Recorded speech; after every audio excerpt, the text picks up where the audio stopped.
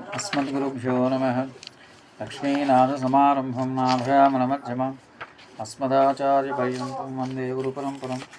वसुदेवसुतं देवं कंसचानूरमर्दनं देवकी परमानन्दं कृष्णं वन्दे जगद्गुरुं।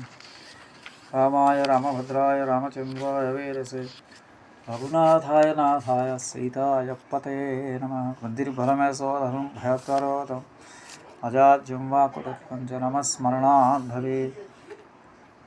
ప్రియ భాగవతాత్మలారా, ఈరోజు మనం శ్రీరామాయణ అవతరణం వాల్మీకి వృక్షుడను పేరుతో భృగువంశమున జన్మించిన వాడైన అసురమగు ప్రవృత్తితో రాజస తామసమగు చిత్తముతో ఉండేవాడు.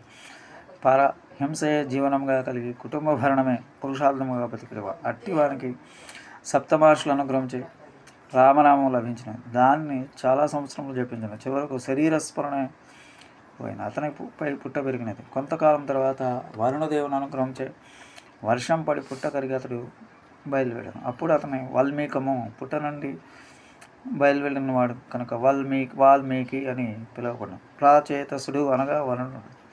వరుణుని అనుగ్రహం వలన బయలుపడినవాడు కనుక ప్రాచేతసుడు. తర్వాత తపస్సాలై శిష్యులతో నివసించుండెను. కుశలవులు కూడా అతని ఆశ్రయంలో ఉన్నది. ఒకరోజు మధ్యాహ్న సమయం స్నానముకై వాల్మీకి భరద్వాజుని శిష్యునితో తమసా నదికి ఎక్కెను. ఆ నదిని చూసి శిష్యునితో అకర్ధమిదం తీర్థం భారద్వాజనిశామయే రమణీయం ప్రసన్నాముసల్ మనుష్యో మనోయధ. బాలకాండ 2వ అధ్యాయం స్కందంలో అధ్యాయంలో 5వ శ్లోకం. భారద్వాజ, ఈ జలముచును బురద లేదు, మనోహరమై ఉన్నది. అడుగున ఉన్న వస్తువు కూడా కనపడినట్లు నీరు నిర్మలమై ఉన్నది. ఇది మంచివాని మనస్సు వలన ఉంది చూడమనను. ఈ శ్లోకం వాల్మీకి తీర్థం ప్రశంసించట్లో అతని మనస్థితి వ్యక్తమవుతుంది. మంచివాని మనస్సు నదీ జన్మకి దృష్టాంతముగా చెప్పిన మంచివాని మనసులో కూడా బురద లేకుండా ఉన్నది. బురద అనగా రజోగుణం. అది తొలిగి స్వచ్ఛమై ఉన్నటే కాదు, ప్రసన్నమై ఉన్నది. అనగా సత్వగుణం వృద్ధి పొంది ప్రకాశమై ఉన్నది. తర్వాత ఆనందమును అనుభవించడానికి ఇతరులకు ఆనందం కలిగించడానికి తగిన స్థితి కలిగి రమణీయమగును.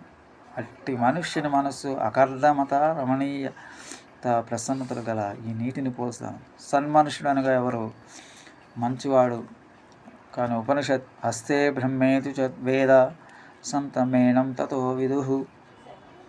ఎవడు బ్రహ్మమున్నదని ఎరుగువారు సన్మనుష్యుడు అని చెప్పినది. అంతటము వ్యాపించినది, అంతయు తానైనది ఒకటి ఉన్నదనక ఎరిగినవాడు ఉన్నవాడు. అది లేదని వాడు లేనివాడు ఉన్నవాడు అనగా సన్ అనే అర్థం.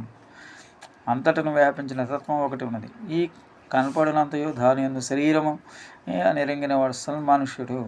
అట్టివాన మనస్సు రజోగుణం ఉండదు, సత్వగుణం నిండి ఉండను. ఆనంద స్వరూపుడు బ్రహ్మను నిత్య సన్నిహితమై ఉండను. అట్టివాని మనసును ఈ నదిలో జలములకు సమానముగా చెప్పుడు చేయ వాల్మీకి ఆ స్థితిలో ఉన్నాడని గ్రహింప వీలవుతున్నారు. రామాయణం వాల్మీకి నుండి రాపోతున్నారు. దానికి తగిన మనస్థితి గలవాడు సూచించడానికి ఆ నదీ జలమును వర్ణించటమే కానీ కేవల సౌందర్య వర్ణనకై కాదు.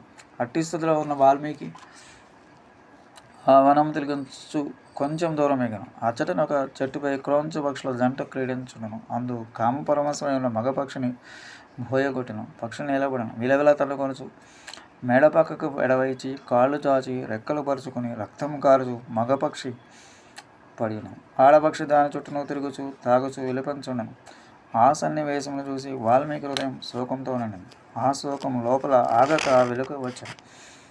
మా నిషాద ప్రతిష్టం త్వమాగమః శాశ్వతీ సమా యత్కం చ మిథునాధేకమవధీ కామమోహితం. బాలకాండ 2వ అధ్యాయంలో 15వ శ్లోకం. నిషాద, ఓ భోయివాడ, యత్ ఎందువల్ల క్రౌంచ మిథునాత్ క్రౌంచ పక్షుల జంట నుండి కామమోహితం పరవశమైన ఏకం ఒక మగపక్షిని అవధీ చంపితివో అందువలన త్వం నీవు శాశ్వతి సమాహ చాలా సంవత్సరములు ప్రతిష్ట నిలకడను మాగమహ పొందువు కాక. ఓ బోయేవాడ, నీవు కామపరవశమై ఉన్న కంస పక్షుల జంట నుండి మగపక్షును చంపి విడగొట్టితివి కావున నీవు చాలా సంవత్సరములు మనకొండవుగా కనుసరించింది. వాల్మీకి కోపం వచ్చి తిట్టిన ఈ వాక్యం మరలా పరిశీలింపదగినదా? దాన్ని మరలా వాల్మీకి చదువుకుని శిష్యులకు చెప్పాను. అది 4 పాదములు కలిగి ఒక్క పాదమును 8 అక్షరములు కలిగి ఉండను. వీణపై పలికించుటకు లయకు తగి ఉండను. దాన్నే వారు మరలా కీర్తించుడు చే వాల్మీకి నుండి శ్లోకం చేయవచ్చిన ఆ మాటలే శ్లోకమాయ. శ్లోకం అనగా మరలా మరలా కీర్తింపదగినదని అర్థం. వాల్మీకి అంతటి ఋషికి జితేంద్రియమున శోకక్రోధము కలుగును అట్లు కోపంతో వచ్చు తిట్టు మరలా మరలా కీర్తింపదగినదాగున. క్షుద్రమగ పక్షి చనిపోయినందుకు వాల్మీకి శోకాతుడై భోయను అంత తిట్టున అను విషయం ఆలోచింపదగిన. వాల్మీకి మహర్షి బ్రహ్మజ్ఞాన సంపన్నుడని, ఆ బ్రహ్మమే విశ్వమునకంతయు ఆత్మమై విశ్వము అతనికి శరీరమై ఉండటకు ఎరింగినవాడని ఎరుంగవలను. ఇట్టివాడిని తమసాన తీర్థమున వర్ణించినప్పుడు మనకు సూచించను. అట్టివాడగుడి చేతనే విశ్వమునందును పరమాత్మ శరీరముగా ప్రేమించినాడు. అందే భాగమునందు వేదన కలిగిన తన శరీరమునందే వేదన కలిగినట్టు భావించుడే ఉదారుడు. పక్షి కలిగిన వేదం అతని హృదయంలో వదలేను. అది పక్షి కాదు, వాల్మీకిది కాదు. సాధారణీకరణము పొందిన ఒక భావం, ఆ భావమే రసమై నేను అనుభవించునని భావం నాది అను భావన తొలగి బ్రహ్మానందం అంటే అనుభూతి కలుగు. ఇదే నాటకములను చూసినప్పుడు సామాజికులకు కలుగు అనుభూతి. ఇటు అనుభూతి యోగులు కవులు కూడా పొందరు. ఆ అనుభూతి హృదయం నిండుగా నీరు కుండ నిండుగా పైకి పొలినట్టు మాటల రూపం బయటకు వచ్చారు. అదే కవిత్వం. వాల్మీకి నుండి వచ్చింది ఆది కావ్యం. అట్టి కావ్యం అతని శోకం తన కొరకు కాదు, లోకము కొరకు. అందుచే అది శోకము ప్లస్ లోకము శ్లోకమాయ. ఇది మరల కీర్తించదగినది. మామూలు శ్లోకమైన కీర్తింపదగినది కాదు. వాల్మీకి నుండి వచ్చిన మొట్టమొదటి శ్లోకం ఒక తిట్టకున కాదు అని నాడు అవతరించిన లోకరక్షణ అనొచ్చి రావణవధన వచ్చిన రావణకు మంగళాశాసనం. ఇప్పుడు ఆ శ్లోకం యొక్క అర్థం చూద్దాం. స్వస్తి.